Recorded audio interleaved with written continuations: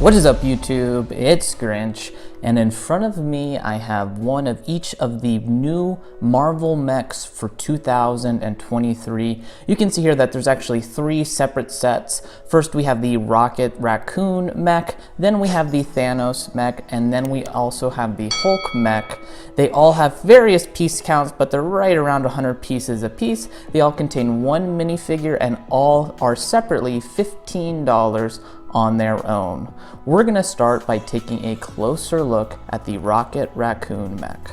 So I'm gonna start by taking a look at all of the mechs here, and then at the end I'm gonna look at all of the minifigures individually as a whole. So first up we have the Rocket mech, and you can see that he uses a orange as well as a black and brown and gray color scheme. So outside of the vibrant orange here, it's pretty muted, and honestly it's one thing I wanted to note here is it's just a little bit of a boring color scheme in my mind, especially when you start looking at the other ones. I wish that there was maybe some sand blue or medium blue somewhere in here, and I think that would have just given it a little bit more outside of just kind of the solid orange color and then a bunch of kind of secondary neutral colors. But you can see here Rocket has a 6-shooter here for kind of a mech accessory, and then his other hand is empty. And then when I take him around and I spin him around, you can see that his mech also actually has a tail around the backside. There is a kind of spot here, a clip here that you can clip his gun onto, and then they've just added a few little extra pieces there to kind of give it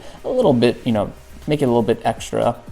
And then on the back here you can kind of see there's these kind of classic looking Guardians of the Galaxy thrusters, however you want to call them, to just kind of give it a Guardians of the Galaxy feel for the mech. I do like what they've done up here with the kind of mud flap piece to just give it a little bit of like a neck brace or a back brace. That's just kind of an interesting thing that I haven't seen on the other mechs, and I just wanted to point it out here. But overall I think this mech is solid. It's definitely worth noting that this uses all of these mechs actually use this newer prefabricated piece. I started with Rocket because you can see those pieces the best here.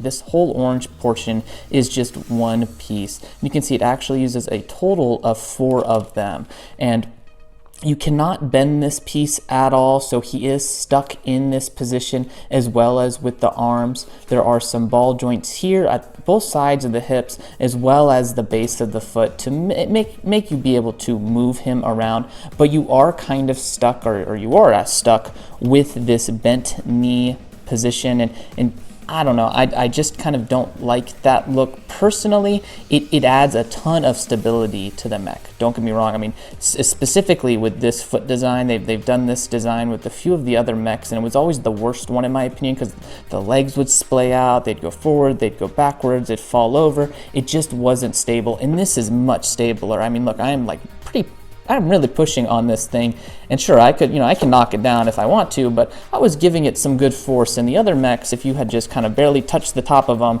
they splay right out. But in this case, I mean, it is, it's on there, and it is much more stable, so that's definitely kind of a plus and a negative to this. It's more stable because you use this, but you cannot bend the knees or the elbow at all on these mechs. Looking at the top of the mech here, you can see that the shoulders have the ball joints, and then there's no joint or anything like that on the hands here, so only the fingers can move. It uses this newer piece here that works really, really well as a finger. I'm also excited to just see what else you can do. It just kind of gives you some nice angles to clip and build off of just for custom building, so that's definitely a nice piece as well.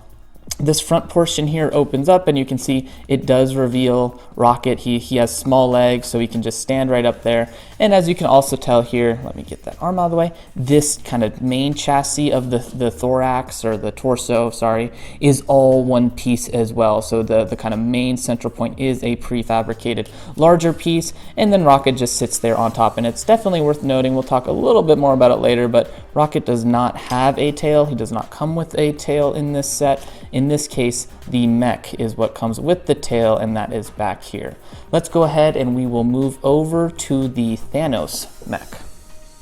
So this is the Thanos mech, and I forgot to mention it, but on the Rocket mech as well as on this one and the Hulk one, this piece is a print. So they all come with prints. There's no stickers, so that's nice. But you can see it uses that same kind of basic style that Rocket did of building. At least it's got a torso. The torsos do move a full 360 degrees around this piece, which is nice. It uses the same prefabricated pieces for the arms as well as the legs, and you can see it is quite a bit more stable, specifically this one because it's got those even bigger legs, and that's definitely a plus of this new system. Let's just take a look here at Thanos though. You can see he does come with an Infinity Gauntlet, and they do give you enough stones on there to actually complete the gauntlet. So if you haven't seen that before, they come in this spool, and you get one of these spools for every single stone color. So that's really, really nice. This is probably the cheapest way to get a full,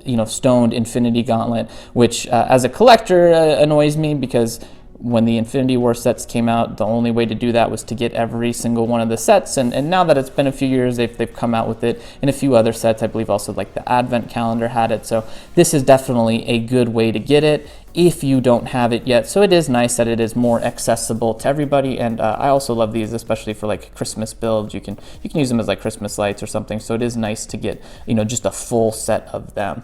On his other hand here, he's got this really, really long blade. That looks really good too. I do like it as an accessory, and it doesn't clip in. They use a Technic piece, and that just attaches right there into his hand.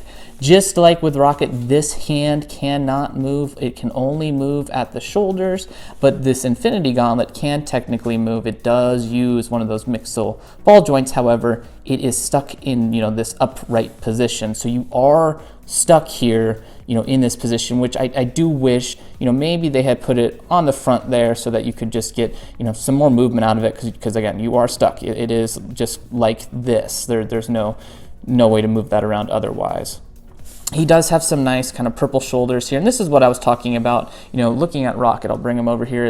Is the color scheme on Rocket. It's just a little bit boring in my mind. Thanos has got the dark blue, some nice gold, and then he's got the purple, and just kind of matches him well. Rocket's just kind of orange and then just a bunch of neutral, so I do prefer the color scheme over here on Thanos, and we have gotten a Thanos mech before. This one, in my mind, is actually a little bit better. I didn't like what they did with the gauntlet on the other one. I'm glad that they actually used the real gauntlet here. I think it works perfectly for a mech size-wise. The other one actually brick built out a gauntlet, and it just looked like he had an oversized catcher's glove on or baseball glove on. It was just too big in my mind, especially because he had a hand next to it. That it was just awkward, the scale of the whole thing was. So this is definitely an upgrade for the Thanos mech, in my opinion, overall. Let's take a closer look at the Hulk mech. So this is the Hulk mech, and I actually have to say this one kind of surprised me. I wasn't too excited about it, but I think after building all of them, I think this is the best one. Also price to part ratio wise, it's got the most pieces in it. Not that that really matters. A lot of those are smaller pieces that go into building the hands, but just from a mech perspective, I do want to point out again, this print here, I really like that print, and I think just having kind of that gamma radiation print like that is super useful, especially for stuff like custom building, or it's just really kind of a cool print in my mind, and that's definitely something that could be reused, and just another benefit of this one. I do like that they gave him a kind of I-beam here for an accessory, just a little steel beam, and this one is clipped into the hand there. Right there, you can see the clip right down in there, so it is in there pretty stable wise, and you can move them around the hip, and you can get some good rotation on this. But again, the hand itself does not move. You can only move them at the shoulders.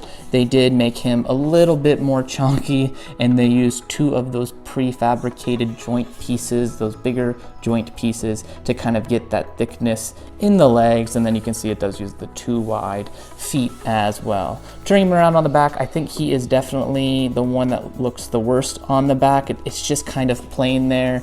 He's also pretty skinny here too, and it just kind of, for me, you lose a little bit in the back view here. It feels like it's just missing something there in my mind from a detail perspective.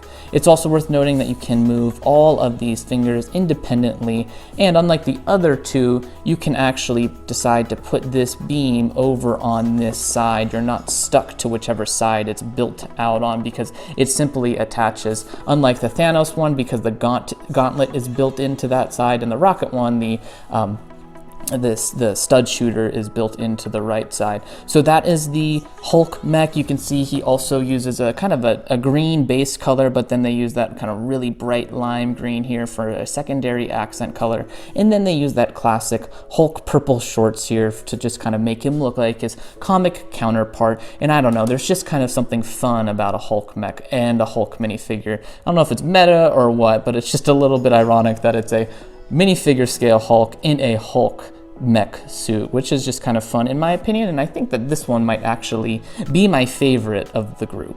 Let's take a closer look at all of the minifigures that came in these 3 sets.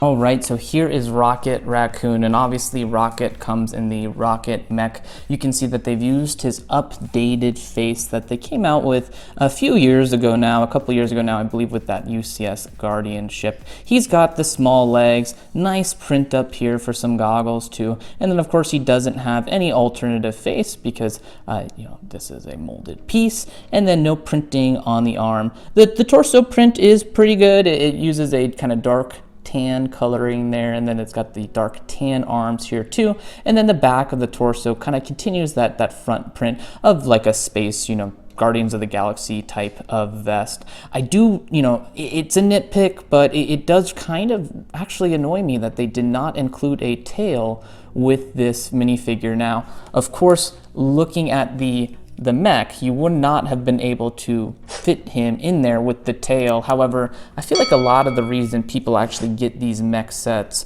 is for the minifigures. They used to be $10. Unfortunately, now they're $15. I'll get to that in just a moment.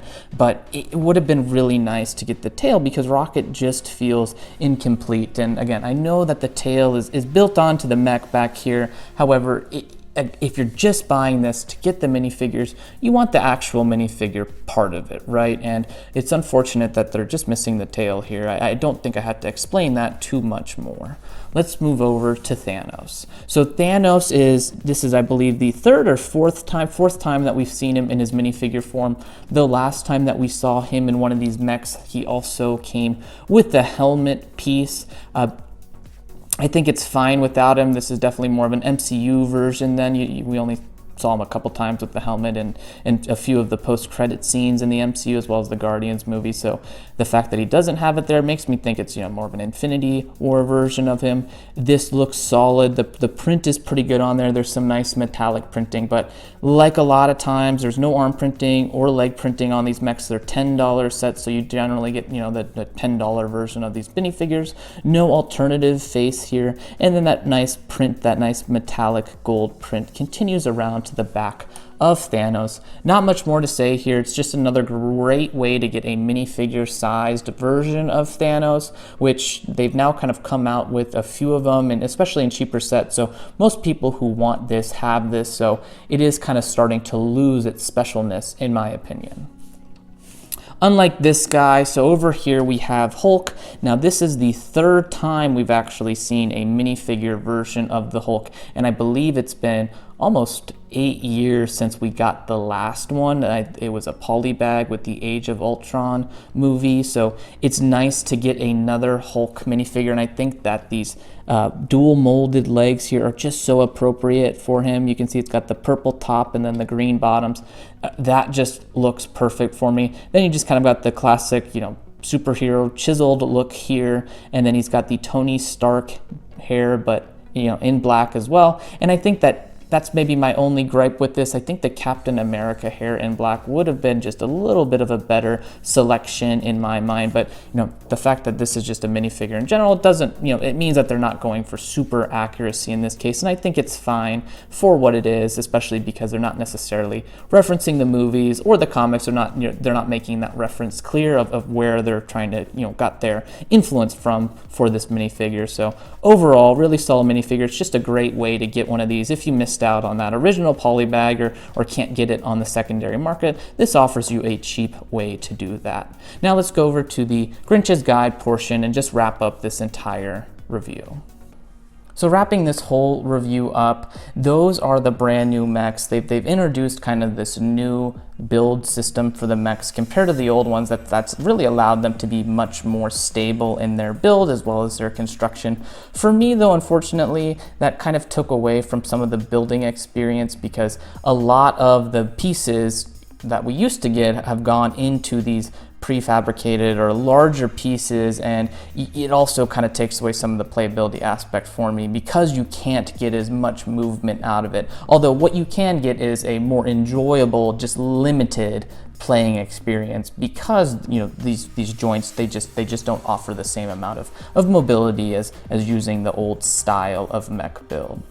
I think overall these mechs they're pretty fun, but I do need to talk about the value of them. It has gone up by $5. They used to be $10 a piece. They're now $15 a piece, and that is starting to feel expensive for me. I mean, in a lot of cases, I think, like I said, people just buy these for the minifigures. It offers a cheaper way to get some good minifigures, and unfortunately, now that it's $15, you kind of also want to enjoy the mech portion, and I get bored when I'm building these, especially after building two of them. The first one was fine, it was just a small little build, but then when I was building the second one, I was just kind of like, okay, when can I just get done with this?